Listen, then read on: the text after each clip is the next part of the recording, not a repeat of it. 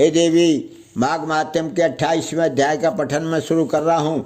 इतनी कथा सुनाने के पश्चात महात्मा देवदूती ने कहा, हे पिशाच, उस ब्रह्म राक्षस अर्थात प्रेत योनिधारी वसु की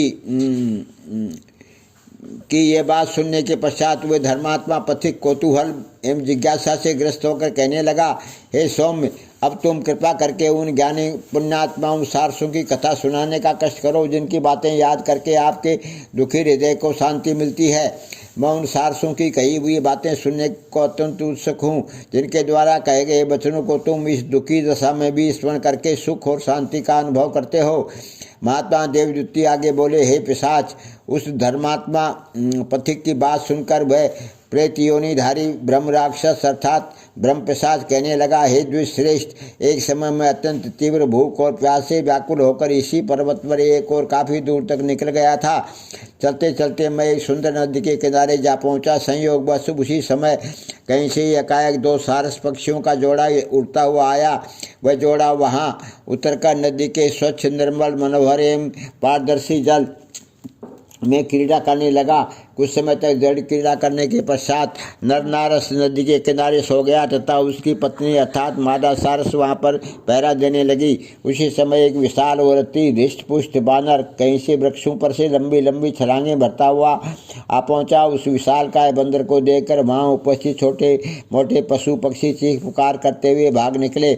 मादा सारस नर सारस को सचेत कर पाती इसके पूर्व ही बंदर ने नदी के किनारे सोए नर सारस की दोनों टांगें पकड़कर अपनी ओर खींची। पति को विपत्ति तथा दुख से ग्रस्त देखकर मादा सारस भी व्याकुल दुखी हो गई, परंतु भयभीत होकर पलायन नहीं किया।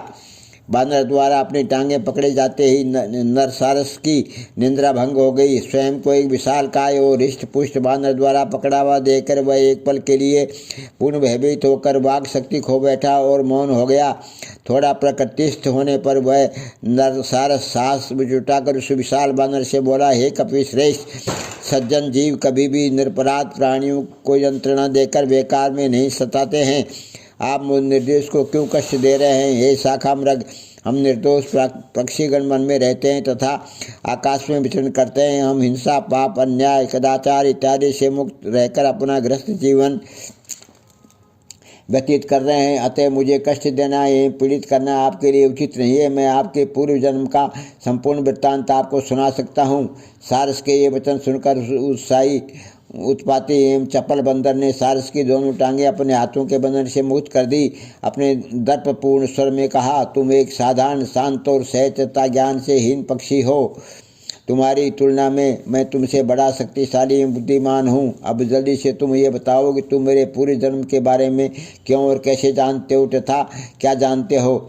सारस ने कहा, ध्यानपूर्वक सुनो। तुम अपने पूर्व जन्म में विंध्याचल पर्वत के राजा थे। उस समय मैं तुम्हारा राज पुरोहित था। मैं सदैव तुम्हें उचित नीति युक्त तथा धार्मिक मंत्रणा दिया करता था, परंतु तुम मेरे परामर्श पर ध्यान नहीं देते थे। अज्ञात, अहंकार तथा लोलुपता के वशीभूत होकर तुम प्रजा का उचित रूप से पालन नहीं करते थे। तुम अपनी प्रजा पर अन्य को अनुचित कर आरोपित कर उसका शोषण करते हुए अपने राजकोष की वृद्धि करते रहते थे। इस प्रकार प्रजा का शोषण, अन्याय और धर्म विरोधी आचरण करते हुए तुम्हें कई वर्ष व्यतीत हो गए। जब अपनी आयु पूरी कर तुम मृत्यु को प्राप्त हुए, तब तुम्हें घोर नरक प्राप्त हुए। दीर्घ काल तक भयंकर नरक यातनाओं के कष्ट भोगते समय तुम सदैव ही भगवान से अपने उद्धार की प्रार्थना करते रहते थे।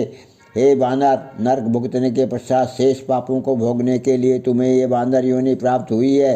इस वानर योनि में भी तुम हिंसा तथा पाप में लीन होकर निरपराध प्राणियों की हत्या का पाप करके पुनः उसी नरक यातना में लौटने की स्थिति बना रहे हो। तुम हिंसा तथा उत्पीड़न का पूर्ण परित्याग कर दो ताकि सदगति प्राप्त कर सको। सारस ने आगे कहा, मैं जब पूर्व जन्म में तुम्हारा राजपुरोहित था तब मैं पूर्ण धार्मिक जीवन व्यतीत करता था। हिंसा तथा पापों से दूर रहकर भगवान विष्णु की आराधना किया करता था। यही कारण है कि मृत्यु के पश्चात मैं काफ़ी समय तक स्वर्ग में रहा। ईश्वर भक्ति की शक्ति से मुझे अपने इस वर्तमान सारस जीवन में भी अपने और तुम्हारे पूरे जन्म के वृत्तांतों का पूर्ण स्मरण है। कथा का अंत करते हुए सारस ने कहा, प्राणी को अपने पूर्व जन्म में किए हुए कर्म का फल अवश्य भोगना पड़ता है। ये सृष्टि का विधान है। देवता भी इस विधान का उल्लंघन नहीं कर सकते। सारस द्वारा कही गई इस कथा को सुनकर वह बानर बड़ा प्रभावित हुआ तथा सारस से कहने लगा, अवश्य ही तुम ज्ञानी हो तथा सब कुछ जानते हो, किंतु ये तो स्पष्ट करो कि तुम्हें ये पक्षी की योनि किस कारण से प्राप्त हुई है।